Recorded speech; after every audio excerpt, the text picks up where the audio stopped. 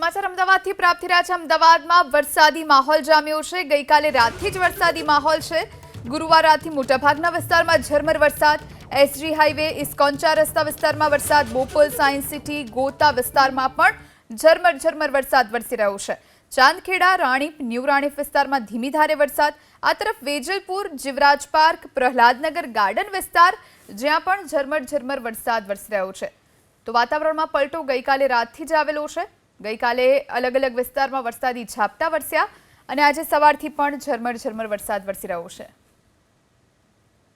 અમદાવાદ શહેરમાં વહેલી સવારથી જ વરસાદી માહોલ છે તે જોવા મળ્યો। અત્યારે અમે લોકો આવી ગયા છે અમદાવાદના એસજી હાઈવે પર અને વહેલી સવારથી જ અમુક વિસ્તારોમાં ઝરમર વરસાદ વરસી રહ્યો હતો। અમદાવાદના ગોતા વિસ્તાર હોય કે પછી વૈષ્ણોદેવી 4 રસ્તા હોય, તમામ જગ્યાએ જે વરસાદી માહોલ હતો તે જોવા મળ્યો છે। જોકે વાદળછાયા વાતાવરણની વચ્ચે વિઝિબિલિટીમાં પણ ઘટાડો જોવા મળી રહ્યો છે। ખાસ કરીને રોડ રસ્તા અત્યારે ભીના જોવા મળી રહ્યા છે। જોકે રાજ્યમાં અત્યારે 2 વરસાદી સિસ્ટમ છે તે સક્રિય થઈ છે। એક સાયક્લોનિક સર્ક્યુલેશન સિસ્ટમ અને એક મોન્સૂન ટ્રફ છે। તેના કારણે રાજ્યમાં વરસાદી માહોલ જોવા મળી રહ્યો છે। જોકે હવામાન વિભાગનું જે નાવકાશ છે કે આગામી 3 કલાકમાં સાબરકાંઠામાં ભારે વરસાદની આગાહી આપવામાં આવી છે।